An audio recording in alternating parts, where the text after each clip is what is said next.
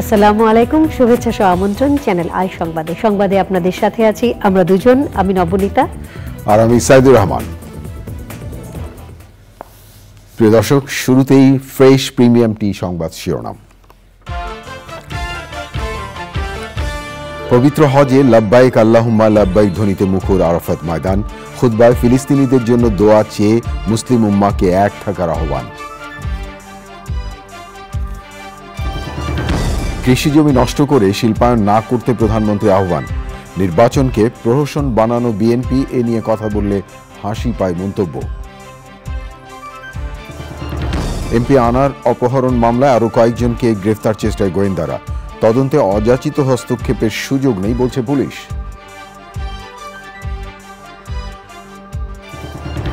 এবং টি-20 বিশ্বকাপে নেপালের বিপক্ষে ম্যাচে নামার আগে অনুশীলনে টাইগাররা। এই ম্যাচ জিতেই সুপার 8 নিশ্চিত করতে চায় সাকিব রিয়াদরা।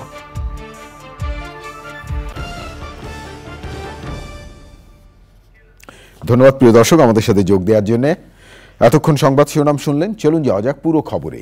আর এখনকার এই সংবাদ আয়োজন একই সঙ্গে চ্যানেল আইয়ের ইউটিউব চ্যানেলে এবং channel I OTT platform I স্ক্রিনে লাইভ স্ট্রিম হচ্ছে। পবিত্র হজের মূল আনুষ্ঠানিকতা এখন শেষ পর্যায়ে। লাব্বাইক আল্লাহুম্মা লাব্বাইক ধ্বনিতে লাখো হাজি পবিত্র আরাফাত ময়দান থেকে মুজদালিফায় জড়ো হচ্ছেন।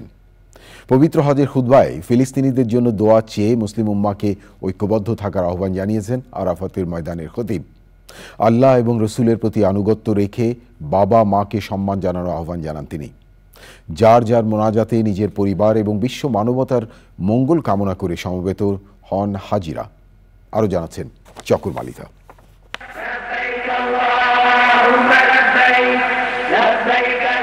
এভাবেই দিনভর আরাফাতের পবিত্র মাটিতে নিজের উপস্থিতি জানান দিয়েছেন পৃথিবীর বিভিন্ন দেশ থেকে আসা লাখো মুসল্লি। পবিত্র এই ভূমিতেই প্রথম মানব আদম আলাহি ওয়াসাল্লাম এবং হাওয়া আলাহি ওয়াসাল্লামের প্রথম দেখা হয়। এজন্য আরবি আরাফাত শব্দের অর্থ পরিচিতি। 3 দিকে পাহাড় ঘেরা 2 মাইল দীর্ঘ এবং 2 মাইল প্রস্থ আরাফাতের প্রান্তরে ইহজগতের সকল চাহিদা বিসর্জন দিয়ে পাপ মুক্তির আকুল প্রার্থনায় মুসলমানরা জমায়েত হন।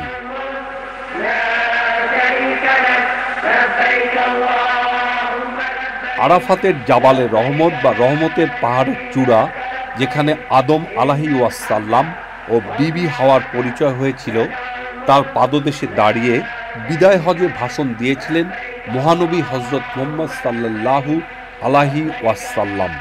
ভাষণে মানুষ হিসেবে সবার মর্যাদা সমান এবং সৌহার্দ্যপূর্ণ সম্পর্কের কথা বলেন তিনি। সেই ইতিহাস ধারণ করে প্রতি বছর লাখো মুসল্লি আরাফাত ময়দানে হাজির হন। হজের আনুষ্ঠানিকতার মূল অনুষঙ্গ পবিত্র আরাফাত ময়দানের মসজিদে নামিরার মিম্বারে দাঁড়িয়ে খুতবা দিয়েছেন মসজিদুল হারামের ইমাম ও খতিব শায়েখ ডক্টর মাহেল আর মুকাইকিলি। বাংলাদেশ সময় 3টা 14 শুরু হয়ে 3টা 37 পর্যন্ত টানা 24 মিনিট খুতবা দেন আরাফাতের খতিব। খুতবায় মুসলমানদের ঐক্যবদ্ধ থাকার আহ্বান জানিয়ে ফিলিস্তিনিদের জন্য দোয়া চান তিনি। মা বাবাকে সম্মান করার পাশাপাশি মানুষের উপকার করার পরামর্শ দেওয়া হয় খুতবায়। খুতবার শেষের দিকে মসজিদে নামিরা থেকে আজানের ধ্বনি ভেসে আসে। 24 মিনিটের খুতবা শেষে এবছরের আরাফাত ময়দানের খতিব আনুষ্ঠানিক কোনো মোনাজাত করেননি। আরাফাত প্রান্তরে সব হাজি একসঙ্গে জোহর এবং আসরের নামাজ আদায় করেন। পরে মোনাজাতে নিজের পরিবারের এবং বিশ্ব মানবতার মঙ্গল কামনা করেন সমবেত হাজিরা। সূর্যাস্তের আগ পর্যন্ত এ ময়দানেই হাজিরা ইবাদত বন্দিগিতে মশগুল ছিলেন। হজের নিয়ম অনুযায়ী সূর্যাস্তের সঙ্গে সঙ্গে হাজিরা পরবর্তী গন্তব্য 5 কিলোমিটার দূরে মুজদালিফায় সমবেত হচ্ছেন। মুজদালিফায় মাগরিব এবং ঈশার নামাজ আদায় করে সেখানেই খোলা আকাশের নিচে রাত্রি যাপন করবেন আল্লাহর মেহমানরা। সেখান থেকে শয়তানকে মারার জন্য প্রয়োজনীয় পাথর সংগ্রহ করবেন তারা। রোববার ফজরের নামাজ আদায় করে আল্লাহর মেহমানরা আবার যাবেন মিনায়। সেখানে 3 দিন অবস্থান করে শয়তানকে লক্ষ্য করে পাথর মারবেন হাজিরা। শকর মালিথা, চ্যানেল আই। ঈদ উল আজহার আর একদিন বাকি। প্রিয়জনদের সাথে আনন্দ ভাগাভাগি করতে বাস, ট্রেন, লঞ্চে ঈদ যাত্রায় নগরবাসী। রাজধানীপুর কমলাপুর রেল স্টেশনে আছেন পান্থর রহমান, সরাসরি যাচ্ছি তার কাছে। পান্থ, এই মুহূর্তে রেলওয়ে স্টেশনে যাত্রীর চাপ কেমন দেখছেন এবং ট্রেনগুলো কি সময় মতো ছাড়তে পারছে?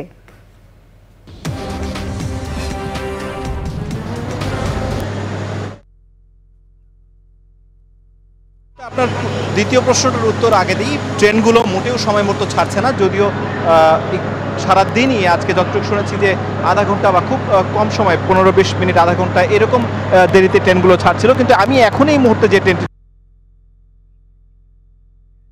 এই ট্রেনটি টাইম ছিল 10:15, এখন টেকনিক্যাল কথা বলছিলাম ইঞ্জিনিয়ার চালকের সঙ্গে কথা বলতে একটু সময় লাগবে। কথাটা আসলে বলে রাখা ভালো, সে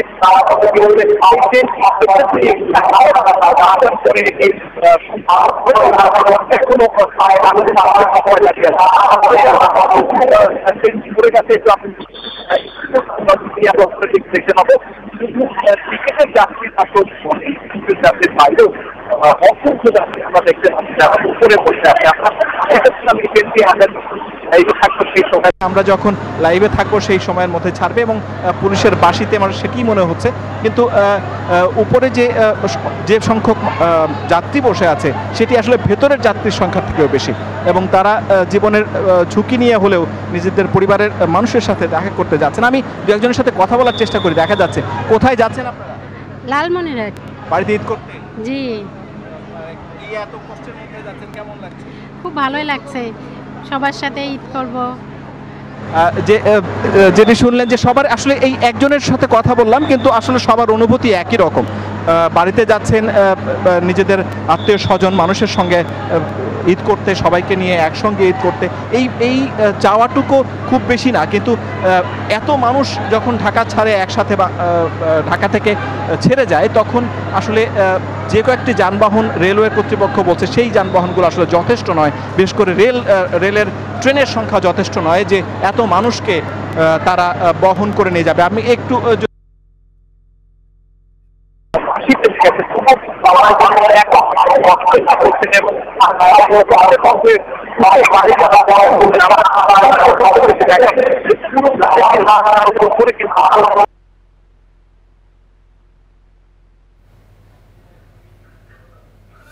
পান্থ, ধন্যবাদ আপনাকে। সৌদি আরবের মুজদালিফায় আছেন MY আলাউদ্দিন, সরাসরি তার কাছে যাচ্ছে, তিনি জানাচ্ছেন বিস্তারিত। আপনি যেমনটা বলছিলেন, আপনি জানেন বিশ্বের নানা প্রান্ত থেকে আগত প্রায় 15 লাখেরও অধিক ধর্মপ্রাণ মুসলমান আজ সারাদিন আরাফাত ময়দানে অবস্থান করে হজের মূল আনুষ্ঠানিকতার যে প্রথম পর্ব তারা শেষ করেছেন। এখন তারা আরাফাত ময়দান থেকে সূর্যাস্তের সাথে সাথে রওনা দিয়েছেন মুজদালিফার উদ্দেশ্যে। আমি আছি এই মুহূর্তে মুজদালিফায়। অনেক হাজি ইতিমধ্যে পায়ে হেঁটে আরাফাত ময়দান থেকে রওনা দিয়েছেন মুজদালিফার উদ্দেশ্যে। মুজদালিফায় পৌঁছে হাজিরা প্রথম যে কাজটি করবেন সেটি হলো মাগরিব ও এশারের নামাজ কসরের সাথে আদায় করবেন এবং সেখানে সারা রাত অবস্থান করে 49টি কঙ্কর তারা সংগ্রহ করবেন এবং ফজরের নামাজ পরেই কিন্তু তারা রওনা দিবেন মিনার উদ্দেশ্যে। মিনায় পৌঁছে প্রথম দিন তারা বড় শয়তানকে 7টি কঙ্কর নিক্ষেপ করে পশু কুরবানি দিয়ে মাথা মণ্ডন করে শেষ করবেন হজের মূল আনুষ্ঠানিকতা। আপনি জানেন সৌদি সরকার তার আইন শৃঙ্খলা রক্ষার্থে যেসব হাজিরা বাসে মিনি বাসে করে যাচ্ছেন তাদেরকে ওই পথে যেতে হচ্ছে, আবার যেসব হাজিরা পায়ে হেঁটে আরাফাত ময়দান থেকে মুজদালিফার উদ্দেশ্যে রওনা দিয়েছেন, তাদেরকে পায়ে হেঁটে রাস্তা দিয়ে কিন্তু যেতে হচ্ছে। এজন্য আপনি জানেন যে ইসরায়েল ফিলিস্তিন যুদ্ধের কারণে সৌদি সরকার কঠোর আইন শৃঙ্খলা রক্ষার জন্য এবার কিন্তু সর্বোচ্চ চেষ্টা করেছে। তারা যে কাজটি করেছে, কিন্তু তারা প্রথমে যে কাজটি করেছে সেটা হলো যে কোনো প্রকার অবৈধ হাজি, বিশেষ করে অনুমতি ছাড়া কেউ যেন আরাফাত ময়দানে অবস্থান বা হজ করতে না পারে, সেই দিকটা কিন্তু তারা রক্ষা করেছে। এবং এই পর্যন্ত আমরা যতটুকু দেখতে পাচ্ছি আইন শৃঙ্খলা রক্ষা বাহিনীর যে তৎপরতা, এটা কিন্তু ছিল লক্ষ্য করার মতো। এই ছিল পবিত্র মিনা মুজদালিফা থেকে আমার কাছে সর্বশেষ তথ্য। মানুষের চাহিদার দিকে লক্ষ্য রেখে ফসল উৎপাদন বাড়ানোর তাগিদ দিয়ে প্রধানমন্ত্রী শেখ হাসিনা বলেছেন, কৃষি জমি নষ্ট করে কোনোভাবেই শিল্পায়ন করা যাবে না। কৃষক লীগ আয়োজিত 3 মাসের বৃক্ষরোপণ কর্মসূচি এবং পুরস্কার বিতরণী অনুষ্ঠানে প্রধানমন্ত্রী বলেন, নির্বাচনকে প্রহসন বানিয়েছিল বিএনপি, আর সেই বিএনপি নির্বাচন নিয়ে কথা বললে হাসি পায়। দেখুন নীলাদ্রি শেখরের রিপোর্টটি। রেওয়াজ অনুযায়ী আষাঢ়ের প্রথম দিনে বৃক্ষরোপণ কর্মসূচি পালন করে আসছে আওয়ামী লীগের অন্যতম সহযোগী সংগঠন কৃষক লীগ। এরই ধারাবাহিকতায় এবারও মৌসুমের প্রথম দিন 3 মাসের বৃক্ষরোপণ কর্মসূচি ও পুরস্কার বিতরণী অনুষ্ঠানের আয়োজন করে সংগঠনটি, যা উদ্বোধন করেন প্রধানমন্ত্রী শেখ হাসিনা। বৃক্ষরোপণে দেশের সেরা 25 জন সংগঠকের হাতে পুরস্কার তুলে দেন প্রধানমন্ত্রী। প্রধান অতিথির বক্তৃতায় তিনি বলেন, সরকারের নেওয়া উদ্যোগের কারণে কৃষি গবেষণার সুফল পাচ্ছে দেশের মানুষ। তবে অবকাঠামো উন্নয়নের কারণে ফসলি জমি যেন নষ্ট না হয় সেদিকে দৃষ্টি দেওয়ার তাগিদ দেন তিনি। এদেশের গণতান্ত্রিক ধারাটাও নষ্ট করেছিল। আজকে ভোটের অধিকারের কথা বলে, আমার খুব হাসি পায় যখন দেখি বিএনপি ভোটের কথা উচ্চারণ করে, নির্বাচনের কথা বলে। তো জিয়াউর রহমান অবৈধভাবে ক্ষমতা দখল করে এদেশের ভোটের সমস্ত অধিকারগুলি কেড়ে নিয়েছে। তার সেই হ্যানা ভোট দিয়ে যাত্রা শুরু, অবৈধ ক্ষমতাকে বৈধ করার জন্য। এরপর আবার একাধারে সেনাপ্রধান, তারপরে আবার নিজেকে রাষ্ট্রপতি ঘোষণা দিয়ে ক্ষমতা এসে সেই রাষ্ট্রপতি নির্বাচনী প্রহসন। যারা নির্বাচনের নামে প্রহসন করেছিল সেই বিএনপির মুখে নির্বাচন নিয়ে কথা শোভা পায় না বলে উল্লেখ করেন প্রধানমন্ত্রী। কারণ এটা আমাদের ভুলে গেলে চলবে না। আমাদের অর্থনীতি মূল নির্ভরশীল হচ্ছে কৃষির উপর। কাজে এই কৃষি অর্থনীতিটাকেই আমরা আরও উন্নত করে আমরা শিল্পায়নে যাব, কিন্তু কৃষি বাদ দিয়ে না, কৃষিকেও আমরা উন্নত করব এবং এই কৃষিভিত্তিক শিল্পটাই আমাদের বেশি গড়ে উঠবে। আমাদের কাঁচামাল তো এখান থেকে আসবে। সেটা লক্ষ্য রেখে আমরা সারা বাংলাদেশে 100টা অর্থনৈতিক অঞ্চল করছি।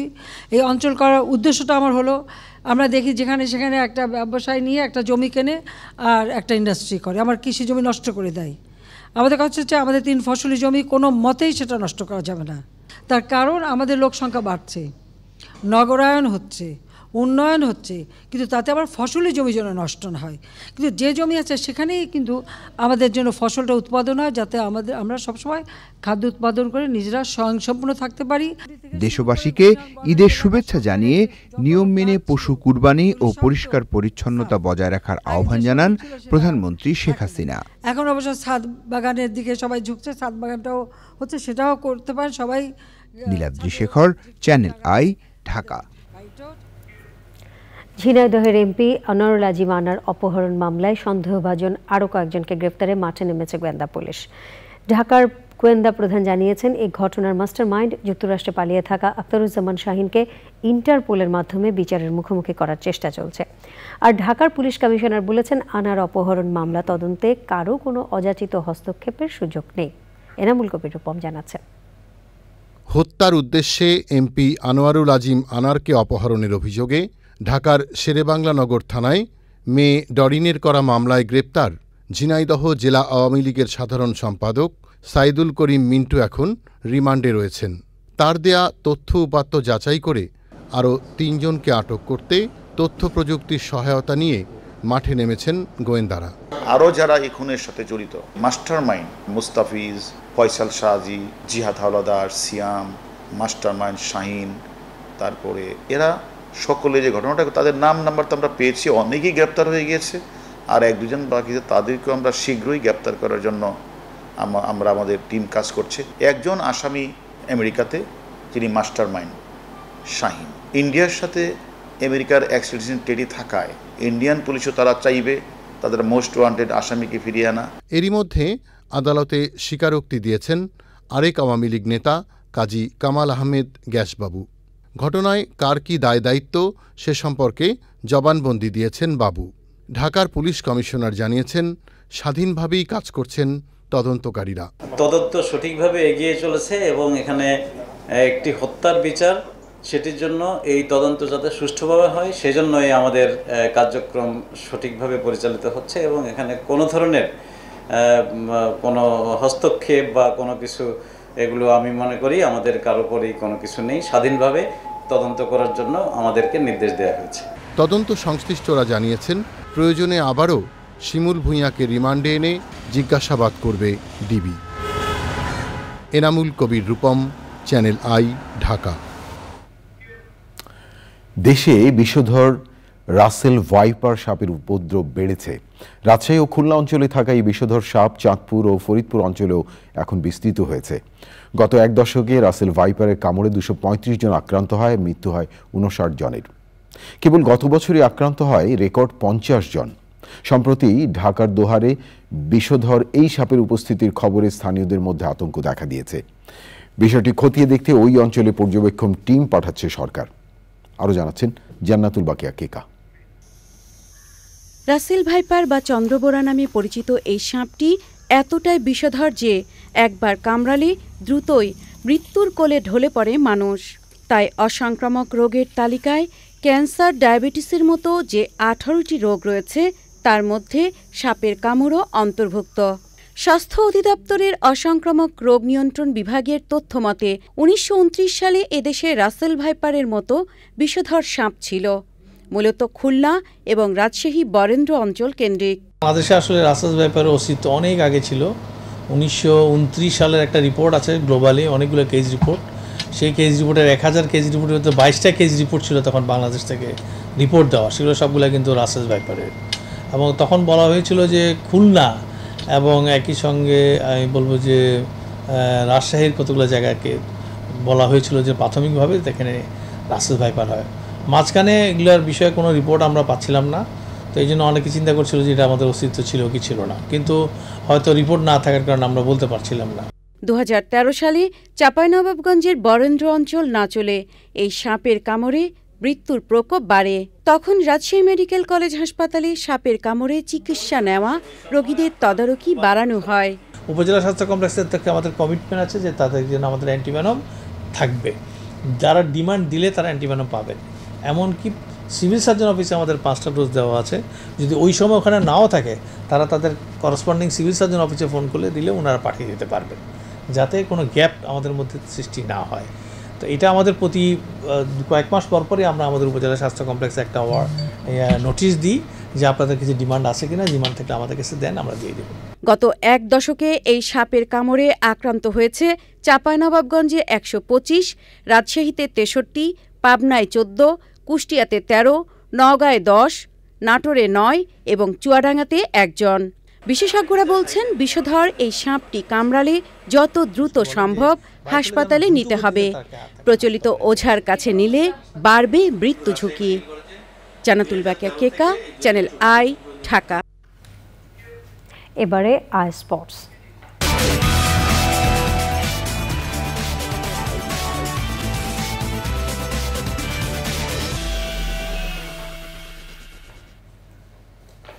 এ পর্যায়ে খেলাধুলার আপডেট নিয়ে আই স্পোর্টসে যোগ দিচ্ছেন রাহুল রায়। যাচ্ছে রাহুলের কাছে। নবনীতা, আপনাকে ধন্যবাদ। দর্শক সবাইকে স্বাগত আজকের আই স্পোর্টসে। আর আয়োজনের শুরুতেই new care T20 world cup 2024।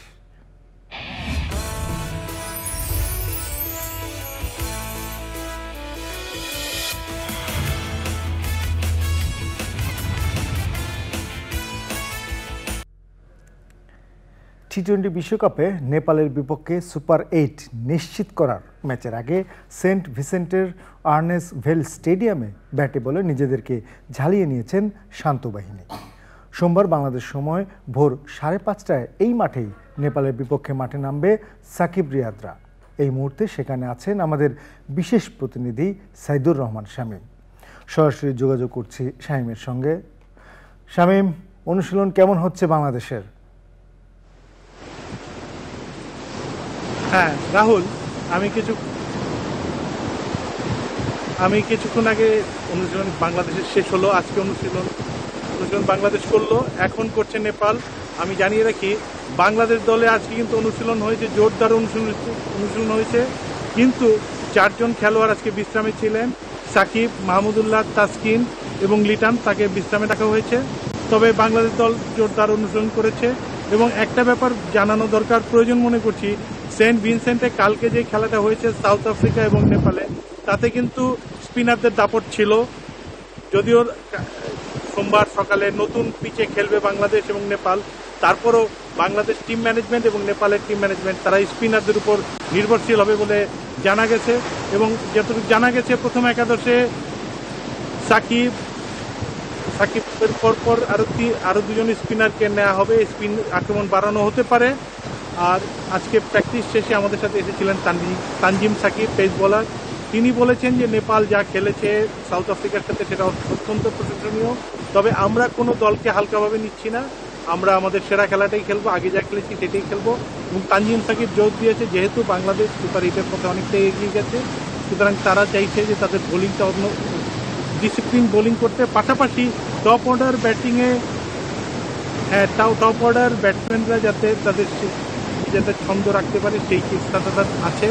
এবং সব কিছু মিলিয়ে বলা যায় যে বাংলাদেশ তার সেরা প্রস্তুতি নিচ্ছে নেপালের বিরুদ্ধে ম্যাচের জন্য।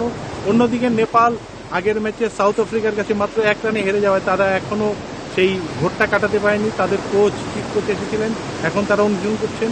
তারা যেটা বলেছেন যে আমরা জানি বাংলাদেশ ফেভারিট দল, ফেভারিট হিসেবে মাঠে নামবে, আমাদের টুর্নামেন্টে কোনো আশা নেই, তবে নেপাল তাদের সেরা খেলাটা দেবে এবং সারা পৃথিবীকে জানিয়ে দেবে যে তারা ক্রিকেটে এগিয়ে আসছে। তো দেখা যাক 2 প্রতিবেশীর কালকের খেলাটি কতটা উপভোগ্য হয়। বাংলাদেশের ভক্ত সমর্থকরা চাইবেন তাদের দলের উত্তরোত্তর সেরা পারফরমেন্স, এবং আগামীতে যেহেতু সুপার 8-এ খেলতে হবে সেহেতু তাদেরকে নিজেদের যে দুর্বলতাগুলো আছে সেগুলো কাটিয়ে উঠতে এবং সেরা খেলাটা। আমরাও মনে করি ওয়েস্ট ইন্ডিজ সেন্ট ভিনসেন্টের মাঠে বাংলাদেশ এবং নেপালের ম্যাচটি উপভোগ্য হবে। এবং এবারের বিশ্বকাপে T20 বিশ্বকাপে যেরকম ছোট ছোট দলগুলো উপভোগ্য ক্রিকেট উপহার দিচ্ছে, সেরকম উপভোগ্য ক্রিকেট উপভোগ করার সুযোগ পাবে দর্শকরা। এবং আমরা অবশ্যই চাইব বাংলাদেশ একটি চমৎকার জয় দিয়ে তাদের গ্রুপ পর্বের খেলা শেষ করবে। রাহুল। সাইদুর রহমান, আপনাকে ধন্যবাদ। দর্শক, ওয়েস্ট ইন্ডিজ থেকে বাংলাদেশ দলের সর্বশেষ আপডেট জানাচ্ছিলেন আমাদের সহকর্মী সাইদুর রহমান শামীম। বৃষ্টির কারণে ভারত কানাডা ম্যাচ পরিত্যক্ত হয়েছে। T20 বিশ্বকাপের আরও নতুন নতুন তথ্য নিয়ে নিউজরুমের নিউ কেয়ার প্যাভিলিয়নে আছেন তাহমিফুল ইসলাম সুজন। T20 বিশ্বকাপ নিয়ে আর কি নতুন তথ্য আছে আপনার কাছে, আমাদেরকে জানান। ধন্যবাদ রাহুল। আপনি জানেন যে আজকে বাংলাদেশ দল সেন্ট ভিনসেন্টে অনুশীলন করতেছে। এই অনুশীলনের পর আগামী 17 তারিখে ঈদের দিন সকালে মাঠে নামবে বাংলাদেশ দল। নেপালের সাথে এই ম্যাচ কিন্তু বাংলাদেশ দল হালকাভাবে নিচ্ছে না, কেন এই ম্যাচ যদি বাংলাদেশ জিতে যায় তাহলে যেমন সুপার 8-এ খেলা নিশ্চিত করবে, ঠিক তেমনই 2026 সালে ভারত এবং শ্রীলঙ্কা মধ্যকারে যে T20 বিশ্বকাপ হবে সেখানেও খেলার যোগ্যতা অর্জন করবে। এবারে বেশ কিছু বলতে হয়, যেটা হচ্ছে যে যুক্তরাষ্ট্র প্রথমবার বিশ্বকাপ খেলতে এসেই সুপার 8 তারা নিশ্চিত করেছে। যেমনি সুপার 8-এ খেলা নিশ্চিত করেছে, ঠিক 2026 সালে বিশ্বকাপও কিন্তু খেলা নিশ্চিত করেছে। ভালো এবার হচ্ছে নিউজিল্যান্ড শ্রীলঙ্কার মতো দল বিশ্বকাপ থেকে বিদায় হয়ে গেছে। নিউজিল্যান্ড বিদায় হয়ে গেছে, পাকিস্তানও বিদায় হয়ে গেছে। আগামী 26 সালের বিশ্বকাপেও তারা খেলতে পারবে কিনা সেরকম একটা ছিল। সেক্ষেত্রে ICC-র একটা নিয়ম করা আছে, যাতে 26 সালের বিশ্বকাপে যারা খেলবে তার মধ্যে হচ্ছে এই বিশ্বকাপে সুপার 8-এ যারা খেলতেছে সেই 8 জনের পাশাপাশি যারা র্যাঙ্কিংয়ে শীর্ষ স্থানে থাকবে তার মধ্যে 2 জন দল 26 সালে খেলতে পারবে। সেক্ষেত্রে বলা যায় যে পাকিস্তান, নিউজিল্যান্ড ইংল্যান্ড, আজকে ইংল্যান্ড নামিবিয়ার মধ্যে করে যে ম্যাচ রয়েছে, এই ম্যাচ যদি পরিত্যক্ত হয়ে যায় তাহলে কিন্তু ইংল্যান্ড সুপার 8-এ যেতে পারবে না। সেক্ষেত্রে বিশ্বকাপেও 26 সালে যে বিশ্বকাপ রয়েছে সেই বিশ্বকাপও খেলতে গেলে ইংল্যান্ডে শীর্ষ র্যাঙ্কিং আছে, সেই র্যাঙ্কিংয়ের একটা কাজে আসবে। রাহুল। সুজন, আপনাকে ধন্যবাদ। T20 বিশ্বকাপে অস্ট্রেলিয়ার বিপক্ষে গ্রুপ বিতে নিজেদের শেষ ম্যাচে মাঠে নামছে স্কটল্যান্ড। সেন্ট লুসিয়ায় ম্যাচটি শুরু হবে বাংলাদেশ সময় সকাল 6:30টায়। অস্ট্রেলিয়ার বিপক্ষে ম্যাচটি জিতলেই সুপার 8-এর টিকিট পাবে স্কটল্যান্ড। সুপার 8-এর পাশাপাশি 2026 সালের T20 বিশ্বকাপের টিকিটও পাবে তারা। আর এই টুর্নামেন্টের হট ফেভারিট ইংল্যান্ডের বিদায়ও নিশ্চিত হয়ে যাবে। দর্শক, এই খবর দিয়ে শেষ করবো আজকের আই স্পোর্টস। ফিরে যাচ্ছি নবনীতার কাছে। রাহুল, ধন্যবাদ আপনাকে। চলে যাচ্ছি সংবাদের পরবর্তী অংশে। ঈদ উপলক্ষে জলযানে ভ্রমণকারীদের নিরাপত্তায় লঞ্চঘাট, খেয়াঘাট ও ফেরিঘাটে টহল জোরদার করেছে কোস্টগার্ড। দিনভর সদরঘাট লঞ্চ টার্মিনালে সন্দেহভাজন যাত্রীদের ব্যাগ তল্লাশি করে তারা। কোস্টগার্ড জানিয়েছে, ঈদের দিন সকাল পর্যন্ত তাদের এই কার্যক্রম চলবে।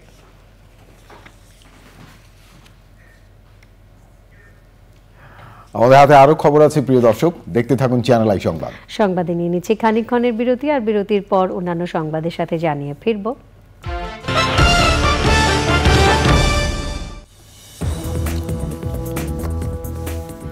বিরতির পর আমন্ত্রণ আরো একবার। ধন্যবাদ প্রিয় দর্শক, আবারও চ্যানেল আই সংবাদে যোগ দেওয়ার জন্য। বৈশ্বিক উষ্ণতা কমাতে দেশ জুড়ে সবুজ বেষ্টনী গড়ে তোলার অংশ হিসেবে আষাঢ়ের প্রথম দিন কিশোরগঞ্জে বৃক্ষরোপণ করেছে প্রকৃতি ও জীবন ক্লাব। ভয়েস অব বাকুন্দিয়ার সহায়তায় 10 মিনিটের কর্মসূচিতে উপজেলা বিভিন্ন সড়কে রোপণ করা হয় 100-র বেশি গাছ। 2 মাসের এই কার্যক্রম ভবিষ্যৎ প্রজন্মকে পরিবেশ রক্ষায় উদ্যোগী করবে বলে মনে করেন সংশ্লিষ্টরা। আরও জানাচ্ছেন আফরোজা হাসি।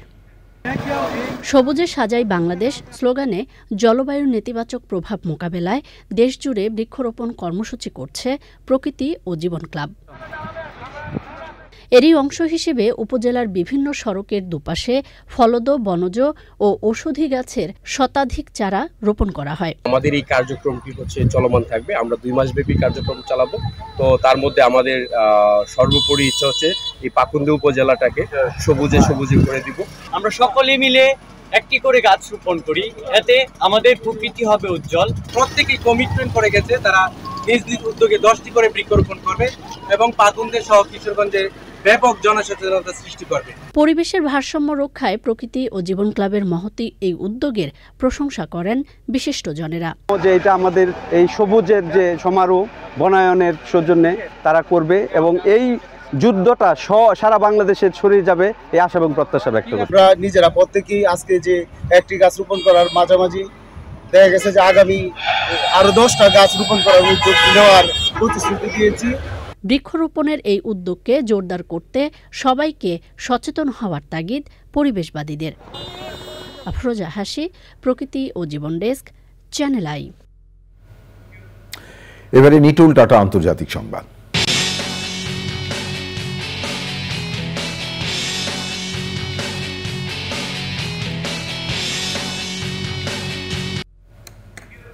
প্রিয় দর্শক, আন্তর্জাতিক অঙ্গনে এখন আপনাদের নিয়ে যাচ্ছি সাউথ আফ্রিকায়।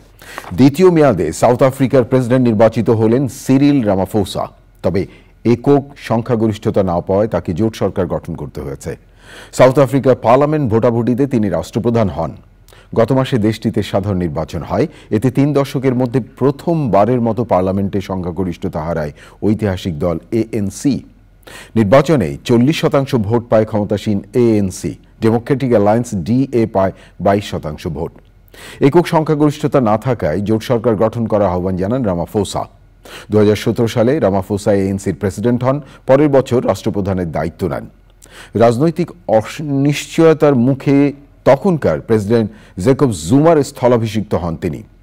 এবার দ্বিতীয় মেয়াদে দেশের প্রেসিডেন্ট নির্বাচিত হলেন রামাফোসা। প্রিয় দর্শক, এবারে আই স্ক্রিন সাংস্কৃতিক সংবাদ।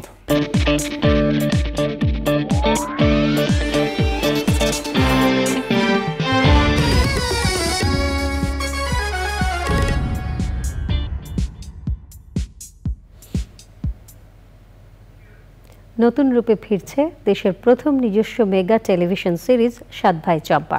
ঈদুল আজহা উপলক্ষে বিনোদনের স্মার্ট দুনিয়া আই স্ক্রিনে মুক্তি পাচ্ছে ওয়েব ফিল্ম 7 ভাই চম্পা আদি খণ্ড 1, যা নিয়ে নিজের প্রত্যাশার কথা জানিয়েছেন অভিনেত্রী নওশাবা। সুলতানা হিমু জানাচ্ছেন। ক্লাসিক কন্টেন্টে ভরপুর দেশসেরা ওটিটি প্ল্যাটফর্ম আই স্ক্রিনে ঈদুল আজহায় আসছে রিপন নাগ পরিচালিত মেগা টিভি সিরিজের নতুন রূপ ওয়েব ফিল্ম 7 ভাই চম্পা খণ্ড 1। সিরিজে রাজকন্যা চরিত্রে অভিনয় করেছেন অভিনেত্রী নওশাবা। এইটাকে নতুন রূপে পাচ্ছি, আমার কাছে মনে হচ্ছে যে আমি মানে এটা আমি আপনাকে বোঝাতে পারবো না। আমার ধারণা যে এটা সকলে একই কথাই বলবে, যারা যারা সাত ভাইয়ের চম্পার সেট থেকে নিয়ে শুরু করে প্রপস থেকে নিয়ে শুরু করে মেকআপে পর্যন্ত যারা কাজ করেছে সবার জন্য এটি একটি বিশেষ উপহার হবে। কারণ সাত ভাই চম্পা আমরা ছোটোবেলায় শুধু রূপকথাই শুনেছি, কিন্তু যখন সাত ভাই চম্পা বানানো হয়েছে তখনই এটা একটা বিশাল ব্যাপার ছিল। ময়মনসিংহ গীতিকার বাংলা লোকগাথা সাত ভাই চম্পা নিয়ে উচ্ছ্বসিত এই অভিনেত্রী। আমি সবসময় চেয়েছি এমন একটা রাজকন্যা আমি হব, অথবা এমন কিছু চরিত্র করব যেটা দেখে একটি গ্রামে গঞ্জে মফস্বলে শহরে প্রতিটি মেয়ের ভিতরে একটা স্পৃহা জাগবে যে সে কিছু একটা করতে চায়। নওশাবা ছাড়াও সাত ভাই চম্পায় অভিনয় রয়েছেন অমিত সিনহা, চৈতি বৃষ্টি ঝুমুর, সুব্রত, মজহরুল ইসলাম, আহমেদ শরীফ, সাহির আমান চৌধুরী, সানারে দেবী শানু, নাদির খান, হুমায়ুন সাধু ও অন্যান্যরা। Sultana Himu, channel I, Dhaka. এবারে জয় বানানা ফাইবার মেশিন সিল্ক সিটি সংবাদ।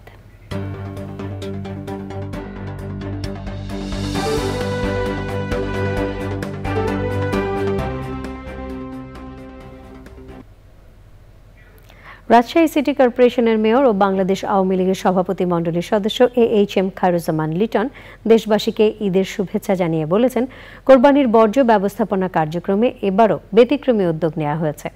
এ সময় তিনি বলেন, নগরবাসীর সহযোগিতায় রাজশাহী মহানগরী ক্লিন সিটি ও গ্রিন সিটি হিসেবে বিশ্বে সুনাম অর্জন করেছে। এই দিবসটিতে যেহেতু সারা বাংলাদেশের মতো রাজশাহীতেও প্রচুর পরিমাণে পশু কোরবানি হবে, কাজেই নাগরিকদের কাছে আমাদের অনুরোধ থাকছে যে তারা যেন নিজেরাও পরিচ্ছন্ন পরিবেশ বজায় রাখতে সচেষ্ট থাকেন, পশু কোরবানি দেওয়ার পরে তার রক্ত ধুয়ে দেওয়ার ব্যবস্থা করেন এবং তার উচ্ছিষ্ট অংশগুলি এক জায়গায় একত্রিত করে রাখেন, যাতে সিটি কর্পোরেশনের যে নির্দিষ্ট টিমগুলি আছে সেই টিমগুলি যখন ওয়ার্ডে ওয়ার্ডে সেই ময়লা আবর্জনাগুলি সংগ্রহ করবে যেন সেগুলো তারা এক জায়গা থেকে নিতে পারে। এবারে কৃষি সংবাদ।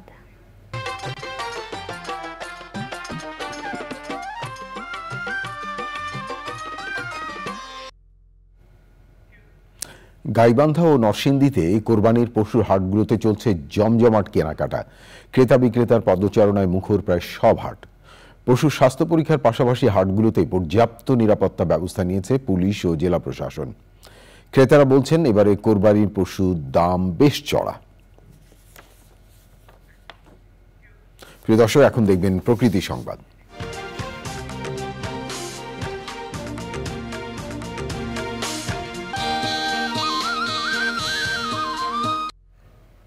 পার্বত্য অঞ্চলের প্রাকৃতিক পরিবেশের ভারসাম্য রক্ষায় খাগড়াছড়ি পুলিশ ল্যান্স এলাকায় ফলদ, বনজ এবং ঔষধি গাছের চারা রোপণ করা হয়েছে। খাগড়াছড়ি পুলিশের উদ্যোগে জেলা জুড়ে বৃক্ষরোপণ কর্মসূচির উদ্বোধন করেন পুলিশ সুপার মুক্তা ধর। কর্মসূচির আওতায় 9টি উপজেলায় বৃক্ষরোপণ করা হবে।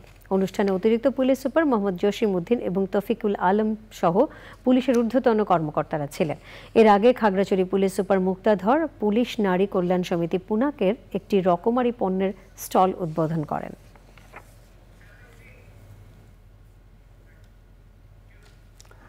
প্রিয় দর্শক, থাকুন চ্যানেলের সঙ্গে, ফিরছি একটু পরে আরো খবর নিয়ে। আবারও নিচ্ছি বিরতি, আর বিরতির পর যখন ফিরছি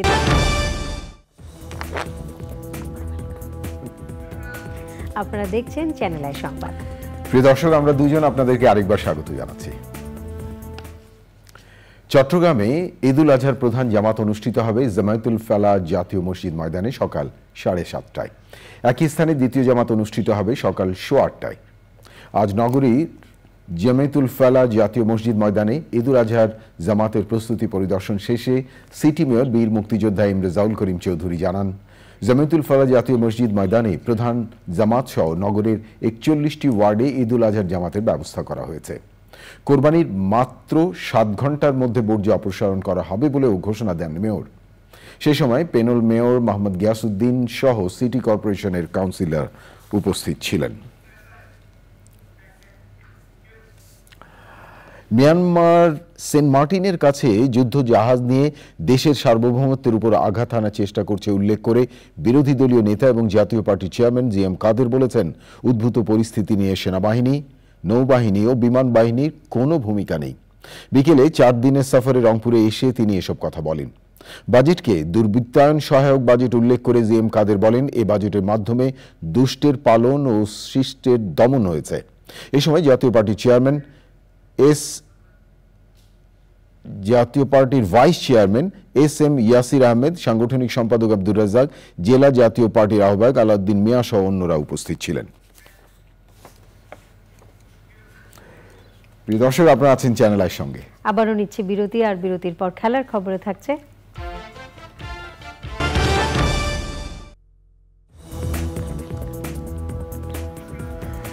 প্রিয় দর্শক, সর্বশেষ খবরগুলো নিয়ে আবারও ফিরে এলাম চ্যানেল আই সংবাদে। যাচ্ছি পরের সংবাদগুলোতে। এবারে খেলার খবর।